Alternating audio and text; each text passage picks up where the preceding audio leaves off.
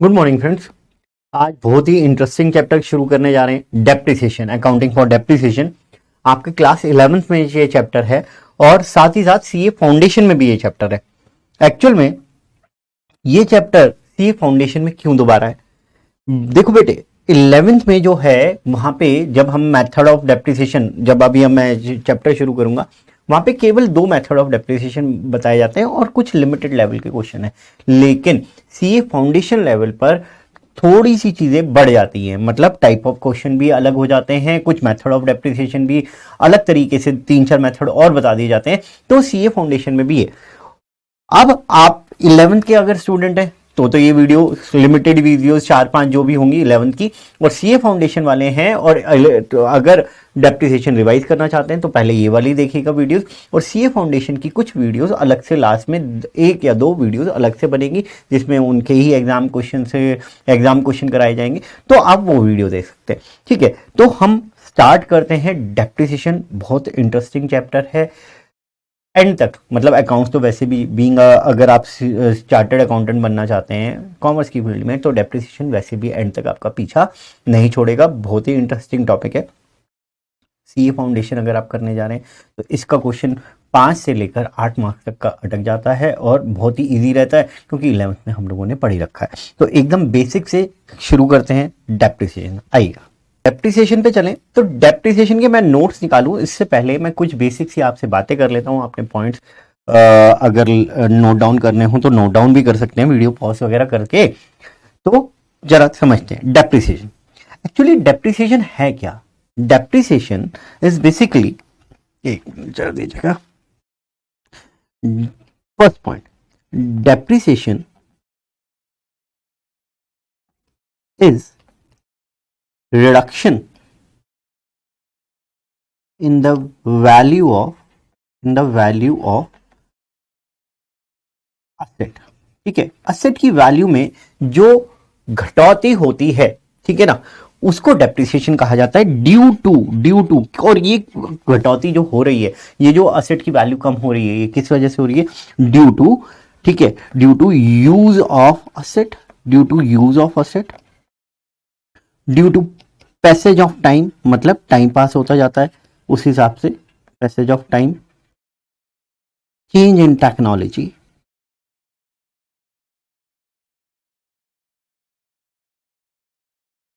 Etcetera. ठीक है, मैंने आपको कुछ चीजें बताई। तो आप अगर आज एक कार खरीदते हैं 5 लाख रुपए की, वो कार आपने 1 साल चला ली, क्या 1 साल के बाद भी 5 लाख रुपए की बिकेगी? Definitely not. क्यों नहीं बिकेगी? क्योंकि आपने उसे यूज किया। यूज होने की वजह से जो नॉर्मल वियर एंड टीयर हुआ, आपने यूज कर ली। ठीक है, आप एक मोबाइल आज खरीद लेते हैं 20,000 रुपए का, 50,000 रुपए का, क्या 1 साल बाद वही दुकान जिससे आप वो मोबाइल लेके आए थे उसके पास जाओ, कहो कि वापस ले ले, 50,000 रुपए में ले ले? क्यों लेगा? नए मॉडल्स आ चुके हैं, आपने उसे इतने टाइम यूज किया, 1 साल निकल गया। तो यही सारी चीजें, यूज ऑफ असेट, सबसे पहली बात यूज। तो नॉर्मल वियर एंड टीयर हुआ, जैसी पोजीशन में वो था नया का नया वैसे थोड़ी ना रह गया। ठीक है ना, वियर एंड टीयर हुआ। ठीक है, उसके बाद पैसेज ऑफ टाइम, अब मैं कहता हूं सेम आपने डब्बा पैक रखा हुआ है, 1 साल बाद भी उसे ले जाके एज इट इज डब्बा पैक दे, तब भी वो 50,000 रुपए में नहीं खरीदेगा। क्यों नहीं खरीदेगा? टाइम पास हो चुका, 1 साल हो चुका, वो मॉडल पुराना हो चुका, नई टेक्नोलॉजीज आ चुकी। तो ये मेन रीजन होते हैं डेप्रिसिएशन होने के। मतलब क्या? जो हमारे असेट की वैल्यू कम होती है, वो असेट की वैल्यू किस वजह से कम होती है?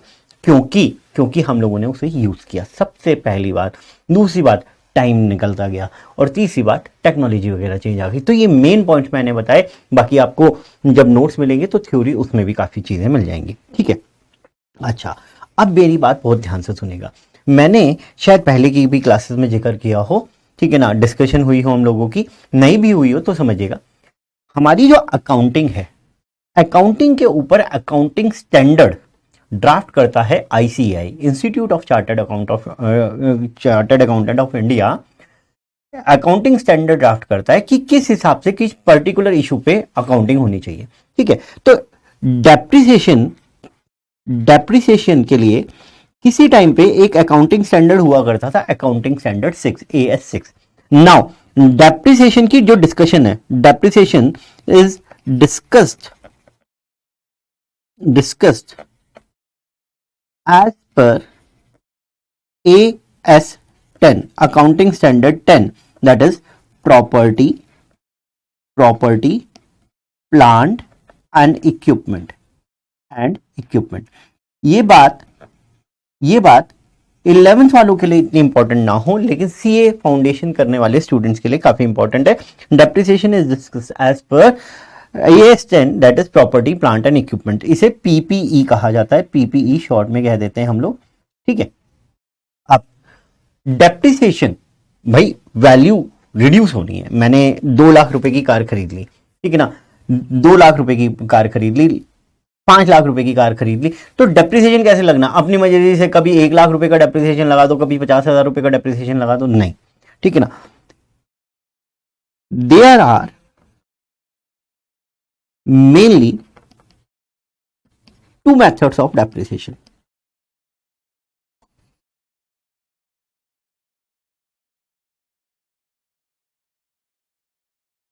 डेप्रिसिएशन, ठीक है, वो कौन कौन से मेथड है? एक है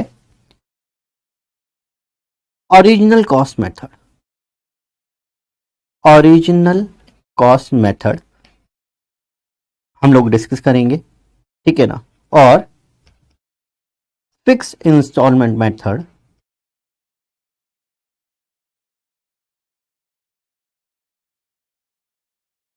और स्ट्रेट लाइन मेथड.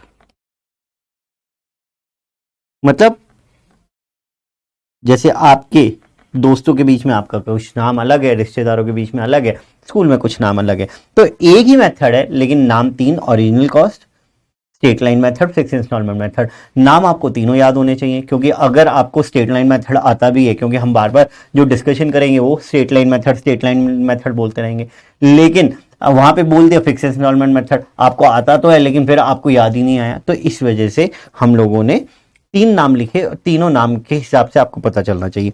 और इसमें सेकंड मेथड जो है वो है return down value method. Return down value method और diminishing balance method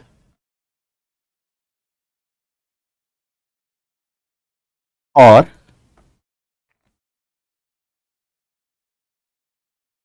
return down value method, diminishing value method, reducing balance method.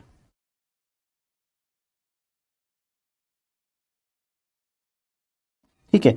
ये 2 मेथड बेसिकली हम लोगों के 11th में भी हैं प्लस सीए फाउंडेशन में भी है. ठीक है ना. ये 2 मेथड तो हैं, लेकिन इसके अलावा कुछ अलग मेथड्स और हैं जो कि केवल और केवल सीए फाउंडेशन में है, जिनकी डिस्कशन मैंने बाद में करनी है. मैं सिर्फ यहां पे नाम लिख के छोड़ रहा हूं. ठीक है. सीए फाउंडेशन में जो मेथड्स हैं आपके, ठीक है, production unit method,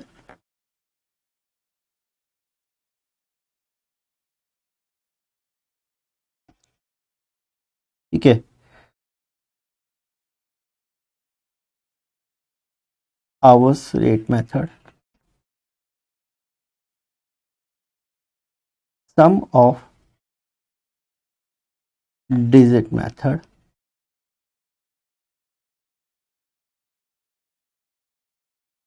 depletion method. ठीक है. तो ये 4 तरीके और हैं जो कि सीए फाउंडेशन में अलग से हम डिस्कस करते हैं, तो ये डिस्कस मैं नहीं करूंगा कहीं से कहीं तक भी, जब तक ये 11th की क्लास चल रही है. इनकी सेपरेट क्लास मिलेगी, बनेगी, जो कि सिर्फ और सिर्फ सीए फाउंडेशन वालों के अवेलेबल होगी, जो कि 11th वालों को अवेलेबल नहीं होगी. ठीक है. अब एक चीज और, डेप्रिसिएशन के 3 नाम है.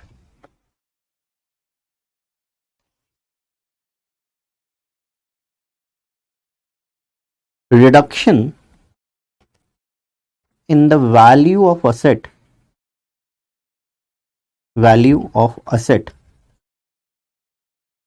is known as depreciation भी हो कहते हैं हम इसे, amortization भी कहते हैं इसे,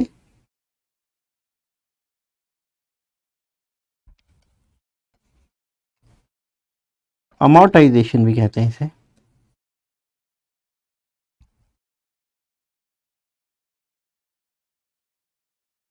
मेरे को स्पेलिंग लिखनी नहीं आ रही है, सॉरी।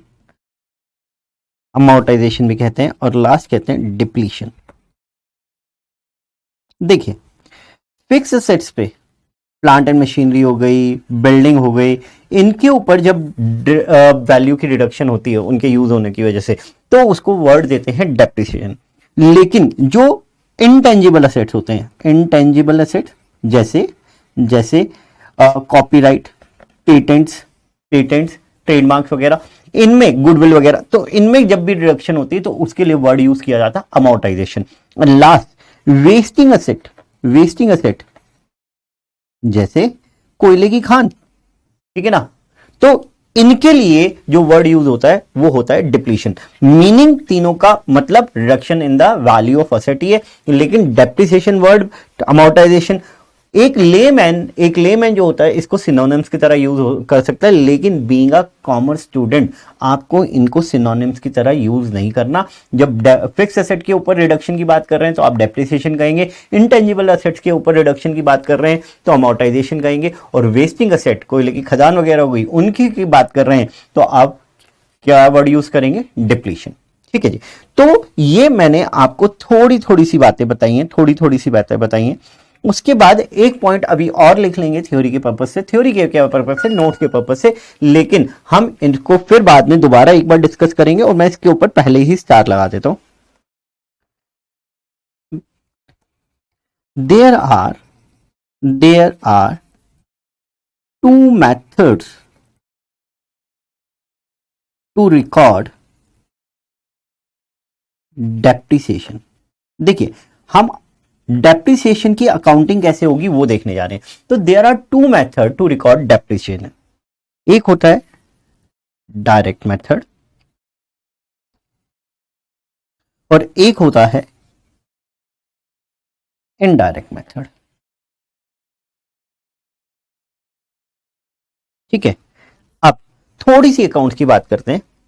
यहां पे एक बनता है असेट अकाउंट, जिस असेट पे डेप्रिसिएशन लग रहा है। दूसरा बनता है डेप्रिसिएशन अकाउंट, और तीसरा बनता है असेट डिस्पोजल अकाउंट। अगर असेट बेच रहे हैं तो, अगर असेट नहीं बेच रहे हैं तो ये नहीं बनेगा, असेट डिस्पोजल अकाउंट। ये तीन अकाउंट बनते हैं। और अगर आप इनडायरेक्ट मेथड यूज कर रहे हैं तो उसमें असेट अकाउंट बनेगा, असेट अकाउंट बनेगा। दूसरा provision for depreciation, provision for depreciation account बनेगा, और एक्यूमुलेटेड एक्यूमुलेटेड डेप्रिसिएशन अकाउंट बनेगा। ठीक है, और तीसरा असेट डिस्पोजल अकाउंट बनेगा अगर असेट बेच रहे हैं तो, असेट डिस्पोजल अकाउंट।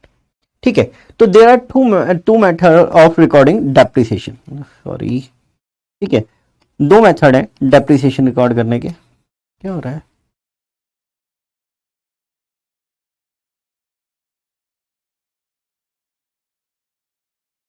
ठीक है, there are two methods to record depreciation, एक डायरेक्ट मेथड है, इनडायरेक्ट मेथड है। ठीक है, तो अब हम लोग अपनी कुछ चीजें शुरू करते हैं। हमारे दो ही मेथड हैं बेसिकली जो हम लोगों ने 11th में पढ़ने हैं। 11th में पढ़ने के लिए हमारे पास दो ही मेथड हैं डेप्रिसिएशन के, इस चीज में कंफ्यूज मत होइएगा। डेप्रिसिएशन लगाने के तरीके को के दो मेथड, स्ट्रेट लाइन और WDV। ठीक है ना, और डेप्रिसिएशन रिकॉर्ड करने के भी दो मेथड, एक डायरेक्ट मेथड, एक इनडायरेक्ट मेथड। ठीक है, आज मैं कुछ आपको बेसिक सी बातें बताता हूं, और आज मैं अकाउंटिंग नहीं, आज मैं इसकी कैलकुलेशन आपके साथ देखता हूं। ठीक है ना, तो अब मेरी बातें नोट्स वाली तो, अच्छा एक आध नोट और लिख लेते हैं, एक और नोट लिख लेते हैं। 6 नोट लिखिएगा एक बार।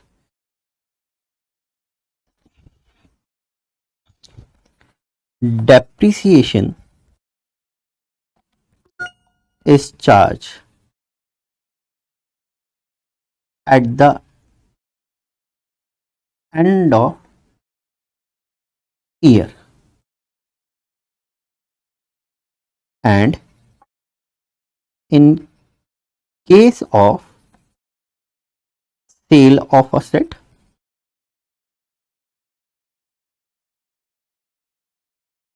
टिल द डेट ऑफ, ठीक है जी।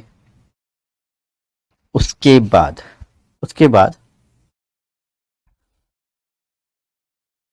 7 पॉइंट, अच्छा 7 पॉइंट मैं बाद में दोबारा लिखवाऊंगा। मैं नया पेज लेता हूं जहां पे मैं आपको समझाऊंगा और जहां पे मैं क्वेश्चन करूंगा। तो इस पेज को छोड़ के मैं नए पेज पे शुरू कर रहा हूं और ये नोट्स वाला पेज। तो आपने एक तरह से एक नोट के लिए 3-4 पेज छोड़ देना, ठीक है, और उसके आगे अपनी कैलकुलेशन के बाद काम करना, और साथ साथ मैं यहाँ पे चीजें लिखवाता भी रहूंगा, आप कोरिलेट अपने आप कर सकते हैं। आइए मैं एक बार नया पेज खोल लेता हूँ।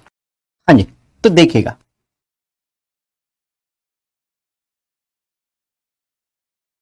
Methods of charging depreciation. आज मैं सिर्फ और सिर्फ आपको वर्किंग बताने की कोशिश करूंगा, कुछ हुआ तो आगे भी हम लोग बातें कर लेंगे, ठीक है। अभी हम सिर्फ और सिर्फ वर्किंग समझ रहे हैं। चार्जिंग, मेथड्स ऑफ चार्जिंग,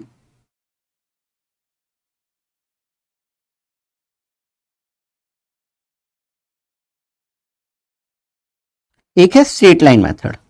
हम लोगों का जो फ्रीक्वेंटली यूज होता है वो हम बार बार स्ट्रेट लाइन मेथड कहते हैं, ठीक है। और एक है डब्ल्यूडीवी मेथड, डब्ल्यूडीवी मेथड, ठीक है, रिटर्न डाउन वैल्यू मेथड। तो इसे हम बार बार डब्ल्यूडीवी मेथड बोलते हैं। तो इसीलिए क्लास में जो फ्रीक्वेंटली यूज होंगे वर्ड वो एसएलएम मेथड और डब्ल्यूडीवी मेथड यूज होंगे।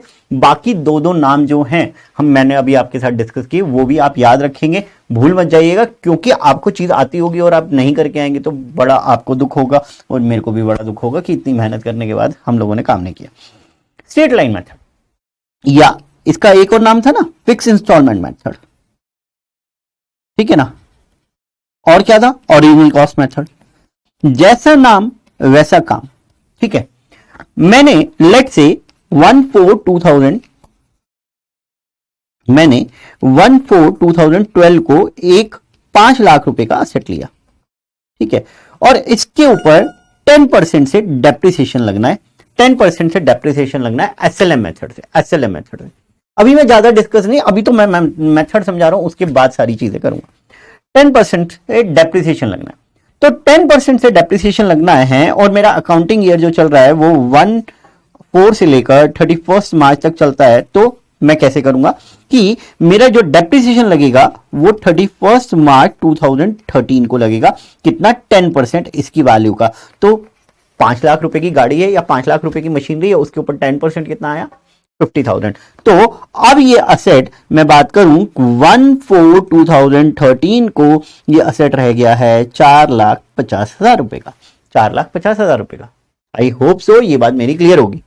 अब 10% जब ये कह रहा है स्ट्रेट लाइन मेथड या ओरिजिनल कॉस्ट मेथड, जो ओरिजिनल कॉस्ट है उसी का डेप्रिसिएशन का जो रेट आपको दे रखा है बार बार उसी पे लगाना है, बार बार उसी पे लगाना है। मतलब क्या, अब जब 31/3/2014 को आप डेप्रिसिएशन लगाएंगे तो वो भी 5 लाख रुपए का ही 10% होगा, मतलब 50,000 रुपए। तो 50,000 रुपए का आप डेप्रिसिएशन लगाएंगे तो 1/4/2014 को इसकी वैल्यू कितनी रह जाएगी, 4 लाख रुपए।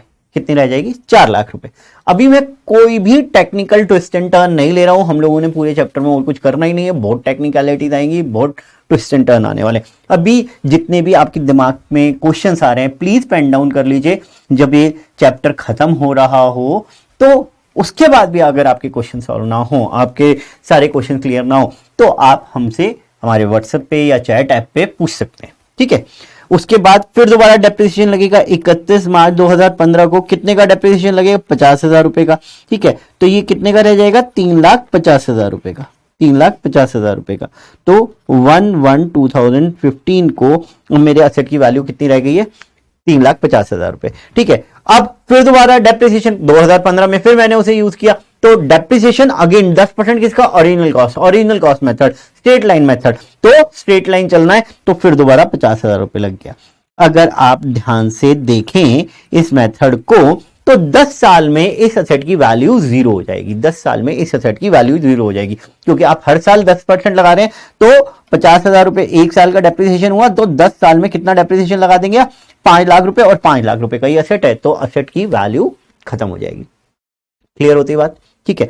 मैं कैलकुलेटर लेके आता हूं क्योंकि अब डब्ल्यूडीवी मेथड में मेरे को हल्की फुल्की कैलकुलेशन की जरूरत पड़ेगी। वैसे पहले 2 साल तक नहीं पढ़नी, मैं करके देखता हूं। रिटर्न डाउन वैल्यू मेथड या क्या और नाम था, डिमिनिशिंग बैलेंस मेथड, ठीक है ना, डिमिनिशिंग बैलेंस मेथड, ठीक है। या एक और नाम था क्या, reducing balance method. Reducing balance, नाम वही काम, रिड्यूस्ड बैलेंस पर फिर डेप्रिसिएशन लगेगा, रिड्यूस्ड बैलेंस पर फिर डेप्रिसिएशन लगेगा। Return down value, return down मतलब जो डेप्रिसिएशन लगने के बाद जो वैल्यू आएगी उसके ऊपर डेप्रिसिएशन लगेगा, उसके ऊपर डेप्रिसिएशन लगेगा। डिमिनिशिंग बैलेंस मेथड, जिसमें बैलेंस कम होता जाए डेप्रिसिएशन का। जैसे अब मैं एग्जांपल को थोड़ा सा चेंज करता हूं, कलर पेन का दूसरा ले लेता हूं। मैंने कहा 1,00,000 रुपए का मैंने एक असेट लिया 1/4/2012 को, ठीक है। 31 मार्च 2012 को इसके ऊपर डेप्रिसिएशन लगना था 10% से, रेट तो सेम ही है, जानबूझ के मैंने सेम रखा आपको, ठीक है। तो डेप्रिसिएशन लगना है 10% से, तो पहले साल तो डेप्रिसिएशन 1,00,000 रुपए पे लगेगा 10,000 रुपए, ठीक है। 10% निकाला तो 10,000 रुपए आया। अब रिटर्न डाउन वैल्यू जो आ गई है, रिटर्न डाउन वैल्यू जो आ गई है वो कितनी आ गई है, 1/4/2013 की 90,000 रुपए, 90,000 रुपीज, 1,00,000 माइनस 10,000, 90,000 रुपीज आ गई। नाउ रिड्यूसिंग बैलेंस या रिटर्न डाउन वैल्यू, ठीक है, वो कितनी रह गई है, 90,000। अब उस 90,000 पे, उस 90,000 का 10% डेप्रिसिएशन लगना है, ओरिजिनल कॉस्ट का नहीं लगना। तो ओरिजिनल कॉस्ट का नहीं लगना तो 31 मार्च 2014 को जो डेप्रिसिएशन लगेगा, मैंने कुछ गलत लिखा क्या, मैंने ये गलत लिखा, ठीक है।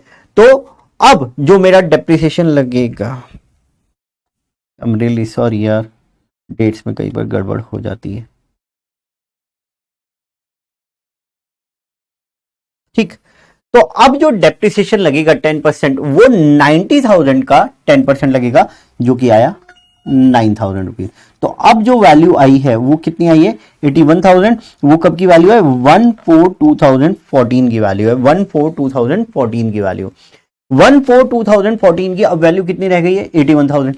अब इस साल भी पूरे साल अगर आपने असेट यूज किया तो फिर 10% डेप्रिसिएशन लगना है, लेकिन 10% किसका, 10% किसका, जो रिड्यूस्ड वैल्यू है असेट की। और रिड्यूस्ड वैल्यू कितनी है असेट की, 81,000। तो 81,000 पर आपका डेप्रिसिएशन लगेगा 8100 का, कब, 31 मार्च 2015 को, 31 मार्च 2015 को। तो 1/4/2015 को आपकी वैल्यू रह जाएगी, ये 00 आना था, आपकी वैल्यू रह जाएगी 72900, 72900। तो इस हिसाब से डेप्रिसिएशन चलता रहेगा। अब अगर आपने फिर दोबारा अगले साल, ये पूरे साल के लिए असेट यूज किया, तो 7290 का डेप्रिसिएशन लगेगा, और इस हिसाब से आपकी कहानी चलती रहेगी। एक बात बहुत ध्यान से सुनिएगा, यहां पे मैंने क्या कहा था, जरा देखें, यहां पे मैंने कहा था कि 10 साल अगर आपने डेप्रिसिएशन चार्ज किया, क्योंकि 50,000 की स्टेट वैल्यू आ रही थी, ठीक है ना, 10 साल तक आपने चार्ज किया तो 5 लाख रुपए का डेप्रिसिएशन चार्ज होएगा, तो असेट की वैल्यू कितनी हो जाएगी, 0 हो जाएगी, क्योंकि 5 लाख का असेट है, 10 साल में 5 लाख का डेप्रिसिएशन चार्ज करेंगे, 0 हो जाएगी वैल्यू। इस वाले मेथड में, रिड्यूसिंग बैलेंस मेथड में, कभी भी आपकी असेट की वैल्यू 0 नहीं होने वाली, कभी भी असेट की वैल्यू 0 नहीं होने वाली। आप निकाल के देख लीजिएगा, 10 साल या 15 साल बाद भी वैल्यू 0 नहीं होगी, चाहे पैसों में चलती रहे, लेकिन वैल्यू चलती रहेगी। तो एंड में ये जब बिकेगा जब की बात है। तो ये मैंने आपको 2 मेथड डिस्कस किए मैंने आपके साथ, एक तो स्ट्रेट लाइन मेथड या fix installment method, reducing balance method, WDV method या डिमिनिशिंग बैलेंस मेथड, ठीक है। तो इन 2 तरीकों से हमारा डेप्रिसिएशन हमारे असेट्स पे चार्ज होता है। आप गाड़ी खरीदते हैं, आप कोई भी प्लांट एंड मशीनरी खरीदते हैं, बिल्डिंग खरीदते हैं, तो वो डेप्रिसिएशन। अच्छा, अब आगे हम लोगों ने बात करनी है, तो डेप्रिसिएशन के तो 2 मेन मैंने आपको तरीके बता दिए चार्ज करने के, एक SLM और एक WDV। तो ये मेथड तो सीए फाउंडेशन वालों के लिए भी है, तो सीए फाउंडेशन वाले ना समझे कि ये मेथड नहीं है, और इन्हीं पे अभी भी क्वेश्चन आते हैं, ठीक है। नए मेथड से तो कभी कभी आ जाते हैं, ठीक है। तो ये मेथड ऑफ चार्जिंग डेप्रिसिएशन हुए। अब जरा ध्यान से सुनिएगा, ठीक है। मैं अपने पेज पे वापस आता हूं और वहां पे हम लोग डिस्कस करते हैं कुछ, ठीक है। अब नोट कीजिएगा,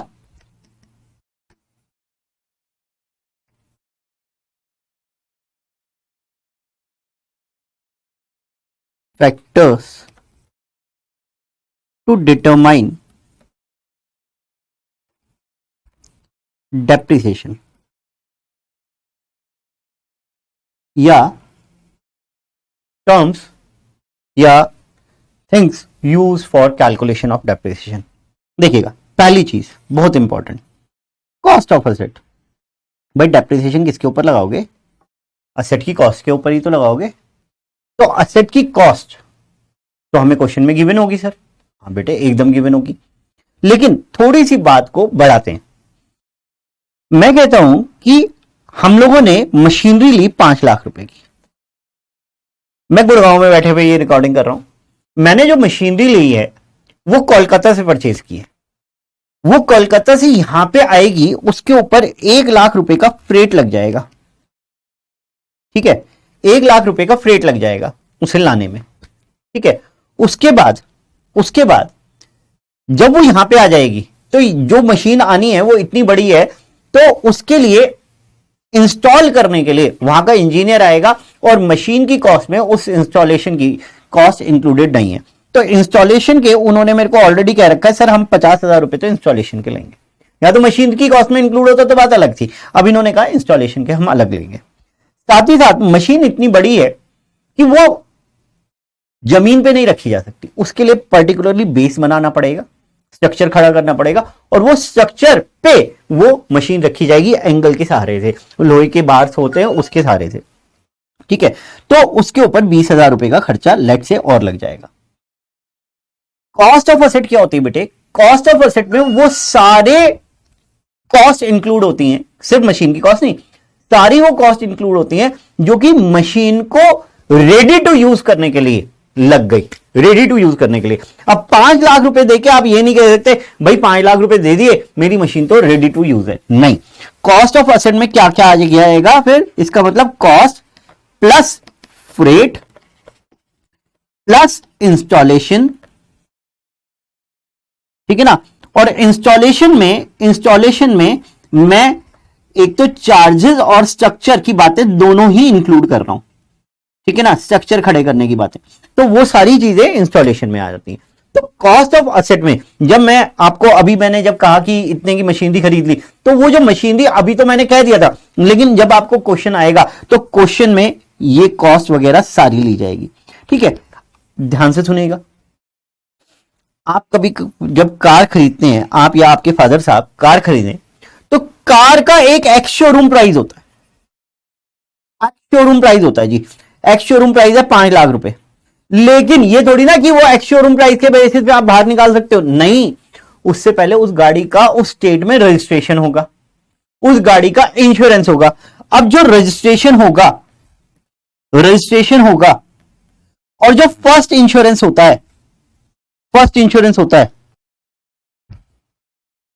गाड़ी खरीदते वक्त, तो वो सारा भी उसकी कॉस्ट में इंक्लूड होता है। तो ये 5 लाख रुपए जो हमारी गाड़ी की कॉस्ट पड़ी, 5 लाख रुपए प्लस रजिस्ट्रेशन के चार्जेस प्लस इंश्योरेंस के चार्जेस, ये सारी चीजें ऐड होके टोटल गाड़ी का प्राइस बनेगा, टोटल हमारा गाड़ी का प्राइस बनेगा। ऐसे ही नहीं है कि वो एक्स शोरूम प्राइस पे ही हम लोगों ने उसके ऊपर डेप्रिसिएशन लगाना शुरू कर दिया, नहीं। जो हम लोगों ने रजिस्ट्रेशन के चार्जेस दिए, हम लोगों ने आरटीओ के चार्जेस दिए, वो सारी चीजें मिलाकर वो गाड़ी जब हमारी यूज करने लायक होगी ना, हम इवन एक्स शोरूम प्राइस के बेसिस पे आप गाड़ी निकाल के गाड़ी चला दो, ठोक दो, आपको कुछ भी नहीं मिलेगा, सब कुछ हो जाएगा। और इवन आपको आरटीओ मतलब रोड ट्रैफिक ऑफिसर भी आपको पकड़ सकता है। ठीक है, तो फैक्टर्स टू डिटरमाइन डेप्रिसिएशन में पहली चीज मैंने आपको समझाई है कॉस्ट ऑफ असेट। ये पेन क्यों नहीं दुखी कर रहा है भाई? कॉस्ट ऑफ असेट, लोग कुछ ना कुछ रब हो जाता है फिर मेरे से।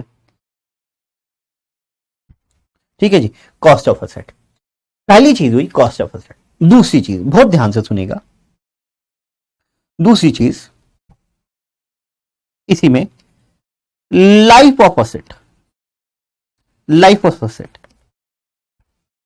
असेट की लाइफ क्या है सर? इससे क्या फर्क पड़ रहा है बेटे? मेथड ऑफ डेप्रिसिएशन हम लोगों ने स्ट्रेट लाइन मेथड किया और आपको डब्ल्यूडीवी मेथड कराया।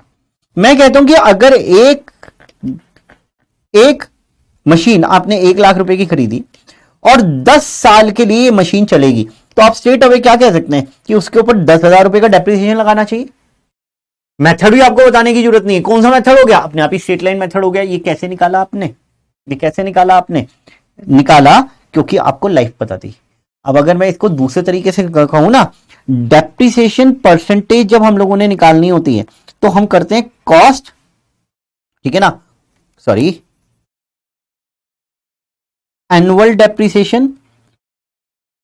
Depreciation divided by cost into 100। तो ये देखो 10,000 रुपए का डेप्रिसिएशन डिवाइड कॉस्ट कितनी हो गई? 1,00,000 रुपए की। कॉस्ट कितनी हो गई? 1,00,000 रुपए की, और इनटू में 100 कितना आया? 10%। तो वो जो वहां पे 10% मैंने क्वेश्चन में दे दिया था ना, वो ऐसे ही नहीं दिया था, वो इस बेसिस पे दिया था, वो इस बेसिस पे दिया था। तो हम लोगों को लाइफ ऑफ असेट भी बहुत ज्यादा जरूरी है। इवन जो आपका रिटर्न डाउन वैल्यू मेथड होता है वहां पे भी अगर आपको कॉस्ट ऑफ असेट दे रखा हो, लाइफ ऑफ असेट दे रखा हो, तो भी हम वहां पे भी परसेंटेज की कैलकुलेशन कर सकते हैं। लेकिन वो परसेंटेज की कैलकुलेशन आपकी बुक्स में दी होगी, आपको करने की जरूरत नहीं है, क्योंकि वहां पे लॉग वगैरह यूज करके, अंडर रूट लॉग वगैरह यूज करके वो परसेंटेज निकलती है, वो आपको निकालने की जरूरत नहीं। ठीक है, वो आपसे एग्जाम में नहीं पूछी जाएगी। वो आपसे अकाउंट पूछ रहा है, डेप्रिसिएशन पूछ रहा है, वो आपसे मैथ्स नहीं पूछ रहा। ठीक, अगेन इसमें तीसरी टर्मिनोलॉजी और बहुत ज्यादा ध्यान से समझिएगा, तीसरी टर्मिनोलॉजी बहुत ध्यान से समझिएगा। स्क्रैप वैल्यू और रेजिडुअल वैल्यू और सैल्वेज वैल्यू।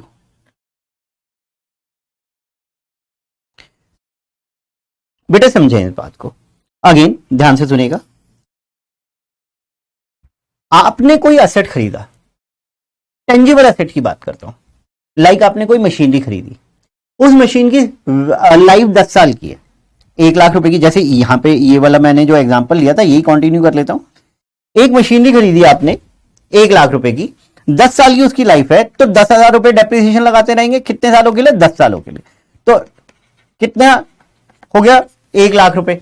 और 10 साल में असेट की वैल्यू तो आपने जीरो कर दी। 10 साल बाद क्या वो असेट आपका बिकेगा ही नहीं? मतलब क्या वो फिजिकल फॉर्म में तो अवेलेबल है ना। मैं कहता हूं एकदम यूजलेस हो गया, चलना बंद हो गया सर, उसके पार्ट घिस गए और आपका चलना भी बंद हो गया, तब भी सर वो लोहा तो है, उसकी कुछ तो स्क्रैप वैल्यू होगी, रद्दी में जाएगा, कबाड़ी में जाएगा, कहीं तो जाएगा, तो उसको हम कहते हैं स्क्रैप वैल्यू या रेजिडुअल वैल्यू। और ये जो थर्ड पॉइंट है, रेजिडुअल वैल्यू या स्क्रैप वैल्यू, ये बहुत ज्यादा डिटरमाइन करेगी आपके डेप्रिसिएशन को निकालने में। क्योंकि एक्चुअल में ये जो मैंने डेप्रिसिएशन निकालना बताया आपको, कॉस्ट, यहां पे एक्चुअल में होता क्या है, कॉस्ट डेप्रिसिएशन कैसे निकाला जाता है, इधर देख लो एक बार। Depreciation is equal to cost minus salvage value या स्क्रैप वैल्यू या रेजिडुअल वैल्यू, कुछ भी लिख लीजिए, ठीक है ना। रेजिडुअल वैल्यू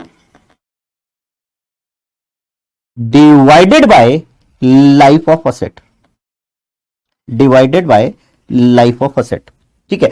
तो depreciation is equal to cost. Cost हमें पता चल गई है, कॉस्ट में क्या क्या लेना है, cost of the asset, installation के चार्जेस, फ्रेट के चार्जेस जो हम उसे पहली बार अपनी फैक्ट्री में, ऑफिस में लेके आए, और इंस्टॉलेशन वगैरह के चार्जेस, ठीक है ना, वो सारे हम लोगों के हो गई cost, minus residual value. Residual value क्या होती है? रेजिडुअल वैल्यू जो लाइफ खत्म होने के बाद वो भंगार में बिकने के लायक है, वो भंगार में बिक के भी जितना पैसा लेके देगी मेरे को, वो रेजिडुअल वैल्यू है, ठीक है ना। एस्टिमेटेड बेसिस पे वो आप निकाल लीजिए, divided by the life of asset. तो अगर मैं इस क्वेश्चन में कहूं, जो मैंने अभी एग्जाम्पल दिया था, इजी एग्जाम्पल को लेता हूं, ठीक है, 1,00,000 रुपए मेरी 1,00,000 रुपए की कॉस्ट पड़ी असेट की, ठीक है, और उसकी रेजिडुअल वैल्यू है 10,000 रुपए, ठीक है, और रेजिडुअल वैल्यू है 10,000 रुपए, और उसकी लाइफ है 10 साल, 10 साल। तो मेरा क्या बनेगा? 1,00,000 माइनस 10,000 डिवाइडेड बाय 10, तो कितना आ गया? 90,000 डिवाइडेड बाय 10, तो 9,000 रुपए का मेरे को हर साल डेप्रिसिएशन लगाना है। अगर आप समझे इस बात को क्लियरली, यहां से समझ में आ जाना चाहिए आपको। 9,000 रुपए जब आपने 10 साल तक डेप्रिसिएशन लगाया, स्ट्रेट लाइन मेथड में तो 90,000 रुपए का असेट का डेप्रिसिएशन लगा दिया, जबकि असेट की कॉस्ट कितनी है 1 लाख रुपए, असेट की कॉस्ट 1 लाख रुपए, डेप्रिसिएशन लगाते लगाते 10 साल में कितने के लिए आए आप उसे 90,000 रुपए, सॉरी 90,000 का डेप्रिसिएशन लगा दिया, तो अब कितनी वैल्यू बची है 10,000 रुपए, और 10,000 रुपए का वो भंगार में बिक जाएगा आपका, क्योंकि आपने एस्टिमेटेड रेजिडुअल वैल्यू वही ली थी। ठीक है जी, समझ में आई बात। उसके बाद लास्ट टर्मिनोलॉजी एक और समझ लीजिएगा, एक और समझ लीजिएगा last terminology, fourth terminology depreciable amount. Depreciable amount कितना है,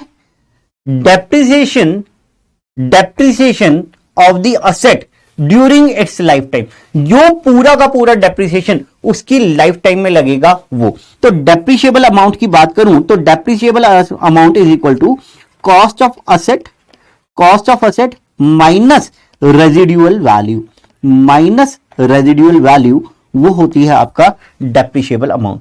ठीक है जी, तो cost of asset minus depreciable value, residual value, sorry depreciable value बोल दिया मैंने, cost of asset minus depreciable value आपका है डेप्रिसिएबल अमाउंट।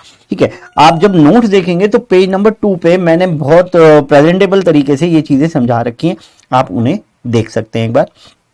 ठीक है, उसके बाद पेज नंबर 3 पे मेथड्स ऑफ चार्जिंग डेप्रिसिएशन आ रहा है। मेथड्स ऑफ चार्जिंग डेप्रिसिएशन में 11th वालों को सिर्फ और सिर्फ स्ट्रेट लाइन मेथड पढ़ना है और डिमिनिशिंग बैलेंस मेथड पढ़ना है, या रिड्यूसिंग बैलेंस मेथड जो से हम कहते हैं, अरे वो कहां लिख दिया, रिटर्न डाउन वैल्यू लिखा ही नहीं, तो इसको काट के आप लोग लिख लेना रिटर्न डाउन वैल्यू मेथड,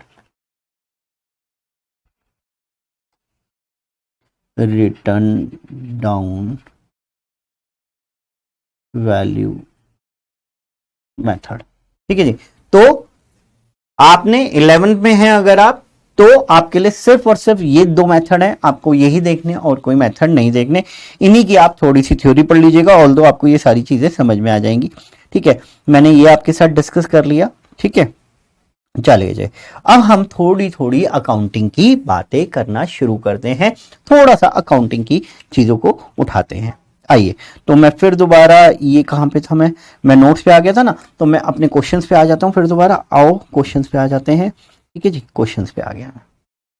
ठीक, अब एकदम ब्लैंक पेज, कुछ नहीं करना मेरे को, ये देखो मैंने पेन भी रख दिया। आप मेरे को बताएं, जब हम असेट खरीदते हैं कोई भी, तो हम असेट की एंट्री क्या करते हैं, मैंने एक मशीनरी खरीदी 5 लाख रुपए की, एकदम सिंपल लेके चलते हैं, अभी क्वेश्चंस वगैरह कुछ नहीं कर रहे। ठीक है ना, एक एग्जांपल लिख रहा हूं, क्वेश्चन जानबूझ के लिख दिया। Company purchase machinery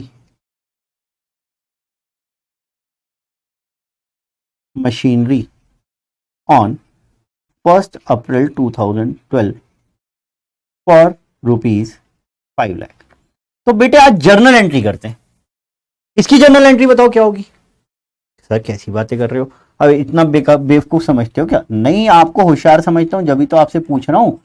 journal entry क्या होगी, इसकी जर्नल एंट्री होगी machine account debit to bank 5 lakh rupees, एकदम सही, कोई दिक्कत ही नहीं है।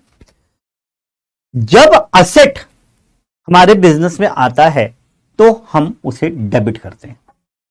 ठीक है ना, असेट जब बिजनेस में आता है तो हम उसे डेबिट करते हैं, और असेट की वैल्यू जब कम होती है तो हम उसे क्रेडिट करते हैं। मैं सपोज करो यही असेट बेच दूं, 7 लाख रुपए का बेच देता हूं, चलो आपके लिए, ठीक है ना, ये असेट बेच देता हूं, तो एंट्री क्या करोगे, bank account debit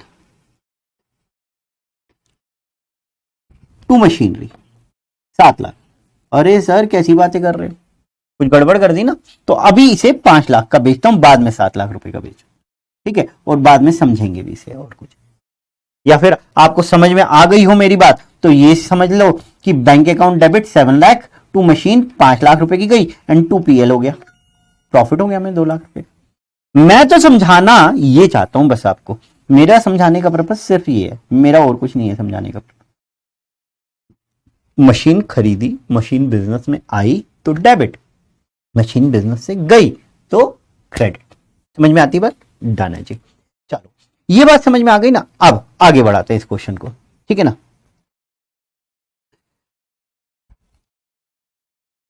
this machine has useful life of 10 years and after that it would have scrap value of rupees 50,000। ठीक है, तो अब मेरे को इंफॉर्मेशन क्या क्या चाहिए? कॉस्ट मेरे को दे दी, यूजफुल लाइफ दे दी 10 ईयर्स की, और स्क्रैप वैल्यू दे दी। मेरे को यही चाहिए थी। मेरे को परसेंटेज दी ही नहीं है इसमें। जब परसेंटेज दी नहीं है तो जो इंफॉर्मेशन दे रखी है उसके बेसिस पे मैं अपना काम कर लेता हूं। क्या काम कर लेता हूं सर? सर काम मैं ये कर लेता हूं कि मेरे को डेप्रिसिएशन निकालना है। और डेप्रिसिएशन कैसे निकलता है? Cost minus residual value divided by life. ठीक है ना। तो कॉस्ट कितना हो गई? 5 लाख रुपए की कॉस्ट है सर, माइनस 50,000 रुपए की रेजिडुअल वैल्यू है, डिवाइडेड बाय 10। ठीक है, तो 4,50,000 डिवाइडेड बाय 10, तो 45,000 का हर साल का हमें डेप्रिसिएशन चार्ज करना है। सिंपल सी ये बात है। ठीक है ना। आगे इस क्वेश्चन को बढ़ाते हैं।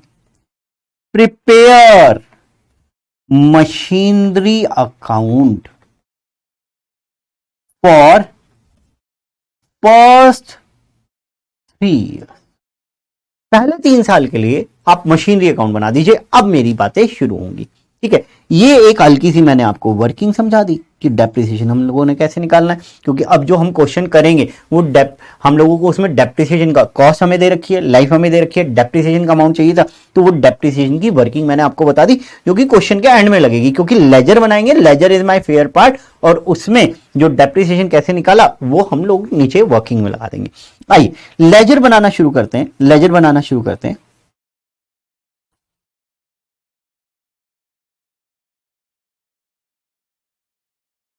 पूरे फॉर्मेट से बनाएंगे लेजर्स। ठीक है ना। थोड़ा सा ऊपर, चलो कोई बात नहीं, मैं फॉर्मेट बना के आ रहा हूं। ध्यान दीजिएगा, मैंने आपके सामने इस टाइम पे फॉर्मेट बना लिया, तो केवल थोड़ी देर के लिए फॉर्मेट पे ध्यान दें। ये हमारा फॉर्मेट आया। डेट, डेट का कॉलम यहाँ पे बहुत इंपॉर्टेंट है। कभी कभी हम लेजर्स में डेट का कॉलम नहीं बनाते, लेकिन यहाँ पे हमारे सारे काम डेट पे चलेंगे। डेट के हिसाब से तो डेप्रिसिएशन लग रहा है, तो इसीलिए डेट बहुत ज्यादा इंपॉर्टेंट है। तो डेट हो गई। पर्टिकुलर्स अमाउंट, ठीक है, date particular amount, debit and credit. अब एक बात थोड़ी सी समझ के चलते हैं, फिर आगे बढ़ेंगे। डेबिट और क्रेडिट साइड, असेट का अकाउंट है, तो इसीलिए डेबिट साइड पे जो भी आएगा वो इंक्रीज वाला आएगा। मतलब असेट की वैल्यू में जब भी इंक्रीज होएगा तो डेबिट होएगा, और असेट की वैल्यू में जब भी डिक्रीज होएगा तो क्रेडिट होएगा। तो ये बातें तो हम लोगों ने 11th में सीख ली हैं, बेसिक सी हमारी यहां से शुरू हुई थी। ठीक है, आ जाए फिर दोबारा क्वेश्चन पे आए, ठीक है। A company purchased a machinery on 1/4/2012 for rupees 5 lakh. This machine has a useful life of 10 years. After that, it would have scrap value of rupees 50,000. Prepare the machinery account for first 3 years. ठीक है ना। एक छोटी सी line और आगे लिख लेते हैं। कंपनी फॉलोज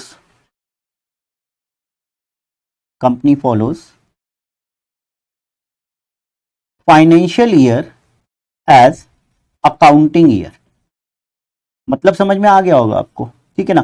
फाइनेंशियल ईयर कौन सा होता है हम लोगों का? 1 अप्रैल से टू 31 मार्च। क्या लिखता है कि कंपनी अपना फाइनेंशियल ईयर को ही अकाउंटिंग ईयर लेके चलती है। मतलब उसकी अकाउंटिंग कब से कब तक होती है? 1 अप्रैल से लेकर 31 मार्च तक की उसकी अकाउंटिंग होती है। डन है सर, करना शुरू करते हैं। तो इसने 1 अप्रैल 2012 को मशीनरी खरीदी है, तो हम 1 अप्रैल 2012 से अपनी कहानी शुरू करते हैं। 1 अप्रैल 2012, तो हम लोगों की पहली एंट्री क्या हुई है जरा देख लें। Bank account debit to bank, machinery account debit, machinery account को डेबिट किया है टू बैंक। तो यहां पे टू बैंक आ गया हम लोगों का 5 लाख रुपए, 5 लाख रुपए। ठीक है, अब ध्यान से सुनिएगा। अब इस असेट की वैल्यू कम करनी है, तो डेप्रिसिएशन, डेप्रिसिएशन लग रहा है। डेप्रिसिएशन है क्या? बेसिकली डेप्रिसिएशन एक नॉन कैश एक्सपेंडिचर है। क्या है? दोबारा समझें, डेप्रिसिएशन क्या है? एक नॉन कैश एक्सपेंडिचर है। अभी तक तो हम डेप्रिसिएशन की बात कर रहे थे, अब इसका नेचर समझे ना। देखो अकाउंट में चार चीजें होती हैं बस, एक इनकम होती है, एक एक्सपेंस होता है, एक असेट होता है, एक लायबिलिटी होती है। तो मशीन खरीदी वो तो असेट थी, हम लोगों ने बुक कर लिया। लेकिन अब ये जो डेप्रिसिएशन लग रहा है, ये क्या है? इनकम है, ये एक्सपेंस है, ये असेट है, ये लायबिलिटी है, क्या है? सर हम लोगों ने एक असेट खरीदा जिसकी वैल्यू धीरे धीरे कम होने लग रही है। हम लोगों ने उसको जिस टाइम पे खरीदा था उस टाइम पे पूरा का पूरा पीएनएल में नहीं डाला, अब हम उसे धीरे धीरे पीएनएल में डालेंगे। कैसे डालेंगे? धीरे धीरे, and by way of depreciation. तो जब हम डेप्रिसिएशन चार्ज कर रहे हैं, असेट की वैल्यू कम होगी या ज्यादा होगी? सर ऑब्वियस सी बात है, असेट की वैल्यू कम हो जाएगी। तो असेट की वैल्यू जब कम होती है तो हम कहां पे लिखते हैं? असेट अकाउंट के क्रेडिट साइड में। तो अब हम 31 मार्च जो हमारा लास्ट डे है, हमारी अकाउंटिंग ईयर का जो लास्ट डे है वो कौन सा है? 31 मार्च 2013। उस दिन हम डेप्रिसिएशन चार्ज करेंगे, तो यहां पे लिखेंगे बाय डेप्रिसिएशन, बाय डेप्रिसिएशन 50,000 रुपए। ठीक है। जब एक बात बताओ, जब असेट पे 50,000 का डेप्रिसिएशन लगा दिया, 5 लाख रुपए का असेट था, 50,000 का डेप्रिसिएशन लगा दिया, तो असेट की वैल्यू कितनी बची? ऑब्वियस सी बात है सर, 4,50,000 की वैल्यू बची। और यहां पे लिखेंगे उसे by balance carried down, close down हो गया। और हम इसको बैलेंस कर देंगे, यहां पे 2 लाइनें लगाएंगे। 5 लाख रुपीज लेजर्स बनाना आप लोगों को आता है, ठीक है। 2 लाइनें लगाएंगे, 5 लाख रुपीज, 5 लाख, और ये हम लोगों का टोटल हो गया। ठीक है। और ये हम लोग यहाँ पे भी डेट जरूर डालिएगा ध्यान से, क्योंकि डेट का कॉलम इसीलिए बनवाया है। ठीक है, वो आपसे एक्सपेक्ट करते हैं कि आप डेट डाल रहे हैं। ठीक है। अब जो पिछले साल का क्लोजिंग बैलेंस था 4.5 लाख रुपए, वो अगले साल का ओपनिंग बैलेंस बनेगा। तो अब 1/4/2013 को देख लो ना, एक साल, तो यहां पे आ जाएगा टू बैलेंस ब्रॉट डाउन, और वो आया 4,50,000 रुपए, 4,50,000 रुपए। डन। अगेन क्योंकि कुछ चेंज तो दे नहीं रखा, तो अगेन एक साल बाद 31 मार्च 2014 को हम फिर डेप्रिसिएशन लगाएंगे bye depreciation account, bye depreciation account. अच्छा यहां पे नहीं लिखा, लो लिख दिया। ठीक है, 50,000 रुपए स्ट्रेट लाइन मेथड है ना, तो वही अमाउंट ऑफ डेप्रिसिएशन चलेगा। ठीक है, तो यहां पे आ जाएगा by balance carried down 4 lakh रुपए, 4 लाख रुपए। ठीक है जी, तो ये हम लोगों का हो गया। और ये 4,50,000 हम लोगों ने बैलेंसिंग कर दी, 4,50,000 हम लोगों ने बैलेंसिंग कर दी। क्लियर? समझ में आती बात? नेक्स्ट, अच्छा यहाँ पे भी 31/3/2014। ठीक है, नेक्स्ट 3 सालों का बनाना था, तो 3 सालों का बना के दिखाते हैं। नेक्स्ट क्या हुआ? 1/4/2014 to balance brought down 4 lakh रुपए, 4 लाख रुपए। ठीक है ना, क्योंकि डेप्रिसिएशन लगने के बाद कितना बैलेंस रह गया? पिछले साल का डेप्रिसिएशन लगने के बाद 4 लाख रुपए। तो 31 मार्च 2015 को अब फिर डेप्रिसिएशन लगाएंगे बाय डेप्रिसिएशन अकाउंट 50,000 रुपए, 50,000 रुपए। और यहां पे आ गया by balance carried down 3,50,000 rupees. ठीक है, तो ये कितना हो गया? 4 लाख। होप सो ये मेथड अब आपको क्लियर है।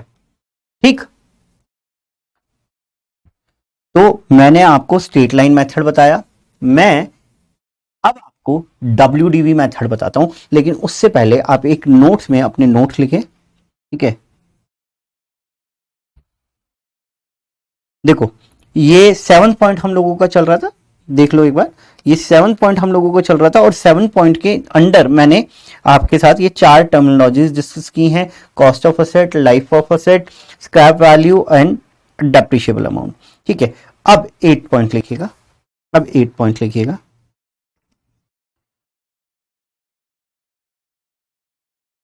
in question of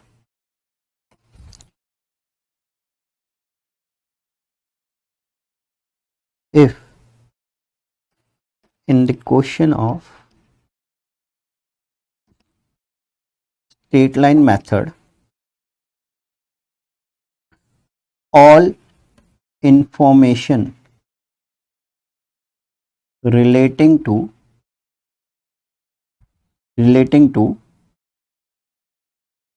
cost of asset, residual value, RV का मतलब समझ जाइएगा, life of asset is given and percentage rate of depreciation not given, then calculate the amount of depreciation. तो आप लोगों ने डेप्रिसिएशन निकालना है, ठीक है ना, बट ठीक है ना, but if the above information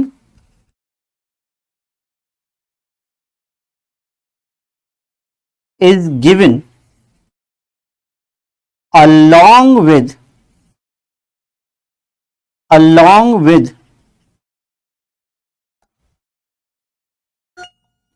rate of depreciation,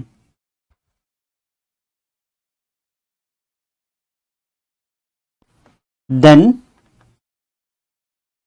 directly use rate of depreciation, directly use the rate of depreciation and not calculate it. मतलब उस टाइम पे आपको डायरेक्टली रेट से कैलकुलेट कर लेना है।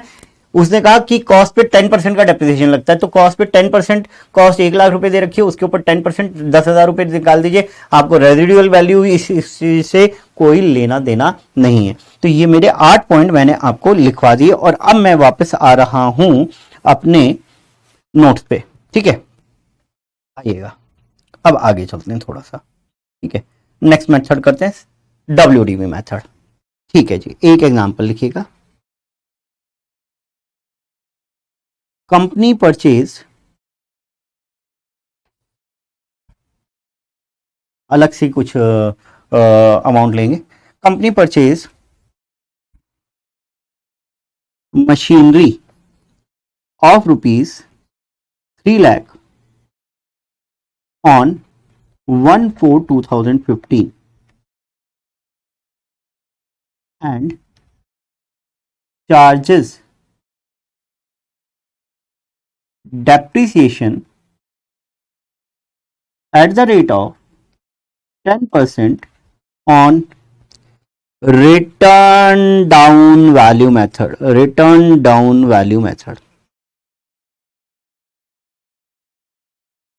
ठीक है ना।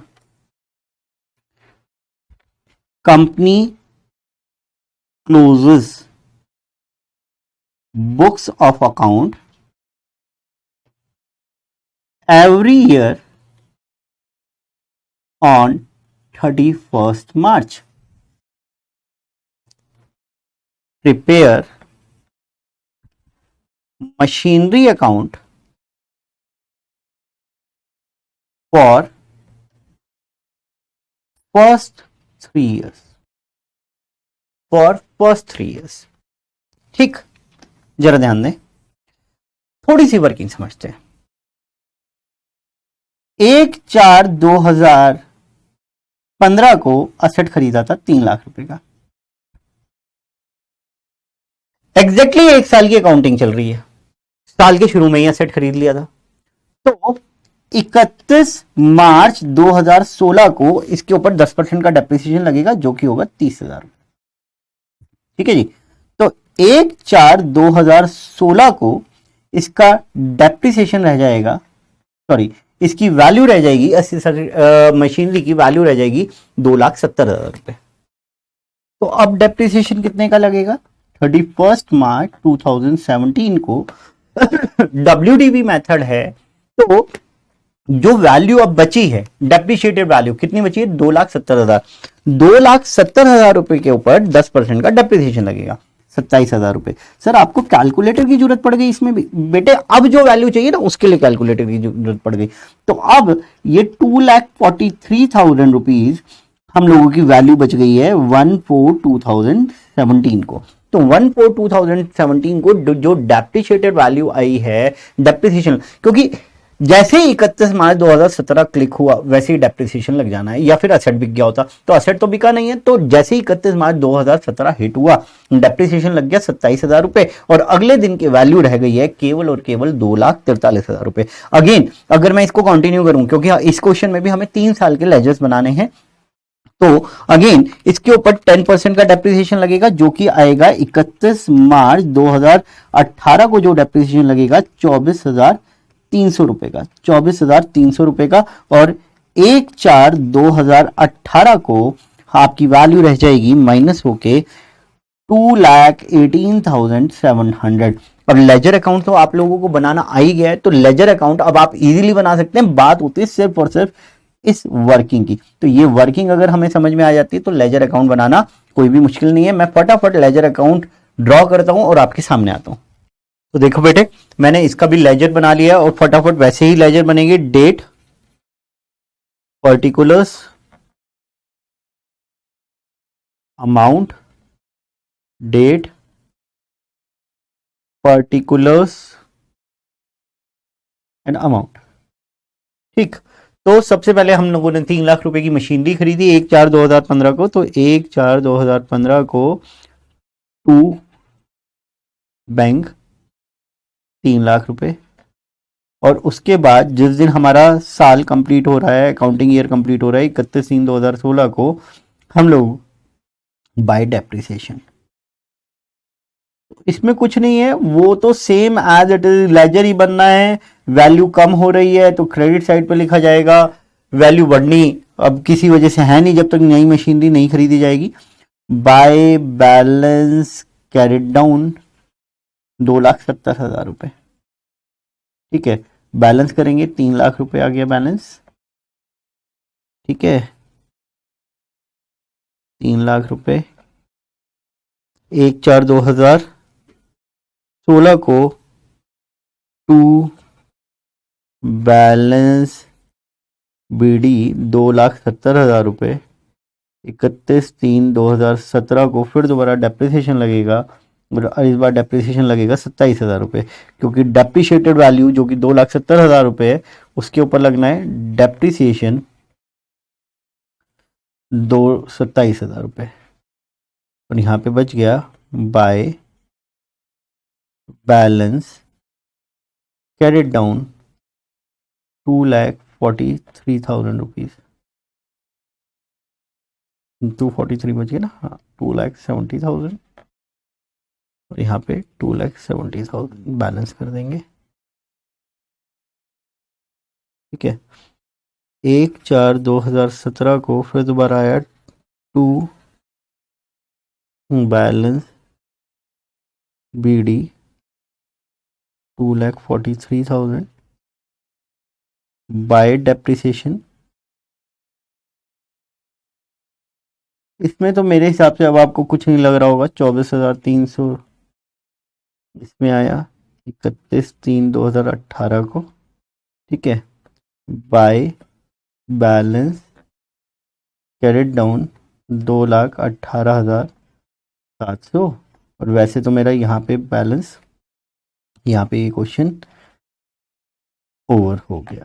3 साल का मैंने लेजर्स बना लिए, और अगर किसी बुक में लिखा हुआ हो तो नेक्स्ट ईयर का भी आप उसे बैलेंस बता सकते हैं, 2,18,700। ठीक है जी, तो ये मेरा यहाँ पे स्टेट लाइन मेथड से और WDV मेथड, दोनों मेथड से मैंने आपको लेजर बनाना सिखा दिया है। अब नई मशीनरी एक्वायर होती है, ड्यूरिंग द ईयर हम असेट बेच देते हैं, ये सारी बातें हम नेक्स्ट क्लास में करेंगे, क्योंकि अभी बहुत कुछ सीखना बाकी है। अभी तो हम लोगों ने छोटी मोटी चीज़ करना शुरू की है, लेकिन ओवरव्यू मैंने आपको दे दिया है, वो ज़रा देख लीजिएगा। ठीक है, थैंक यू फ्रेंड्स।